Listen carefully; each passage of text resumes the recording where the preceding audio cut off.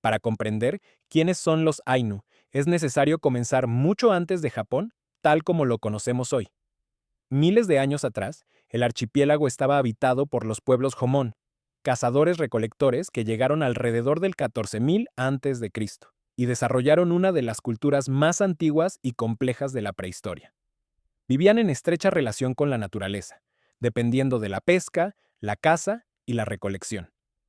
A diferencia de otras sociedades contemporáneas, muchas de sus comunidades eran relativamente sedentarias y producían cerámica miles de años antes que otras civilizaciones. Su mundo estaba profundamente conectado con el entorno natural.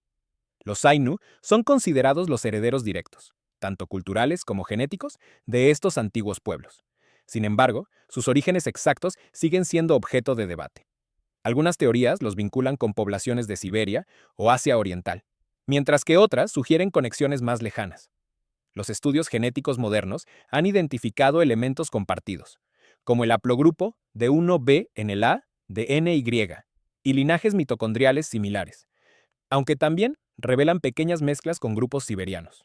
Aún así, los Ainu lograron conservar una identidad genética distintiva, diferente a la de la mayoría de los japoneses actuales, cuya ascendencia está fuertemente influenciada por el pueblo Yayoi, agricultores que llegaron desde el continente alrededor del 1000 a.C. Con ellos llegaron la agricultura del arroz, la metalurgia y nuevas estructuras sociales que transformaron profundamente Japón. El encuentro entre los Jomon y los Yayoi no fue uniforme. En algunas regiones hubo mezcla, pero en otras, los grupos más antiguos se replegaron hacia zonas aisladas, como Hokkaido. Allí, protegidos por la geografía, sus descendientes conservaron tradiciones que con el tiempo darían forma a la cultura Ainu.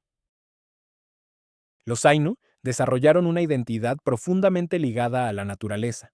Su espiritualidad gira en torno a los Kamui, entidades sagradas presentes en animales, elementos naturales e incluso objetos cotidianos. Para ellos, el mundo no es algo que dominar, sino un sistema en el que los humanos participan con respeto. Esta visión se refleja en sus rituales, como el iomante, y en su vida diaria. También se manifiesta en su arte. Textiles elaborados con fibras naturales, como la túnica Atus, y tallados en madera cargados de significado espiritual. Cada patrón, cada objeto, cumple una función simbólica. Su idioma es otro rasgo distintivo. No está relacionado con el japonés ni con ninguna otra lengua conocida, lo que lo convierte en un aislado lingüístico. Su estructura es compleja, rica en matices y profundamente conectada con el entorno.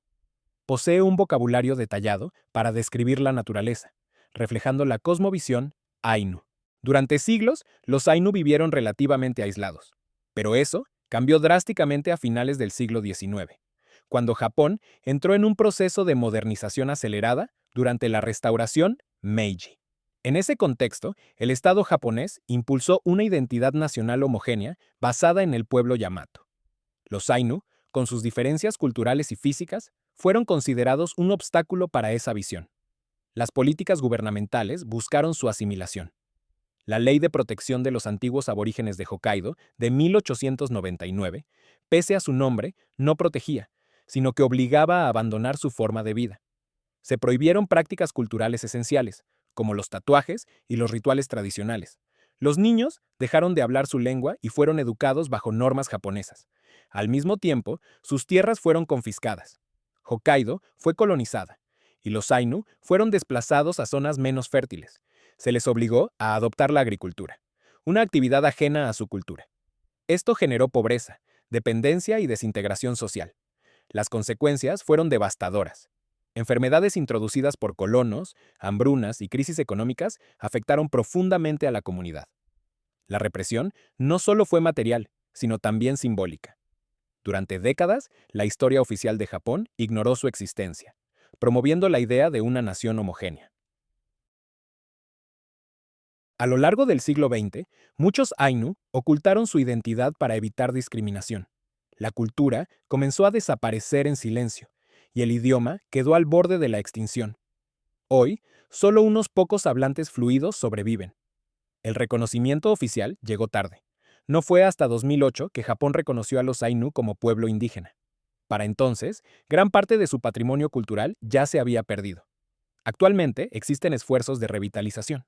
Centros culturales, programas educativos y proyectos comunitarios intentan recuperar lo que queda. Sin embargo, estos esfuerzos también evidencian la magnitud del daño. Los estudios genéticos han aportado una nueva perspectiva. Los Ainu conservan linajes antiguos que los conectan directamente con los primeros habitantes de Japón. Sus marcadores de ADNI y mitocondrial los distinguen claramente de otras poblaciones del este asiático. Aunque existen indicios de mezcla con grupos siberianos y japoneses, especialmente en ciertas regiones de Hokkaido, su identidad genética sigue siendo única. Esto desafía la idea de un Japón históricamente homogéneo y revela una historia mucho más compleja. La historia de los Ainu no es solo un caso aislado. Es un recordatorio de lo que ocurre cuando una cultura es marginada, silenciada y forzada a desaparecer.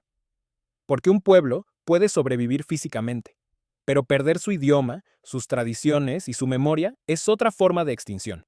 Hoy, la cultura Ainu persiste, fragmentada pero viva, y su recuperación no es solo un acto de justicia histórica, sino una forma de asegurar que su historia y su identidad no se pierdan para siempre.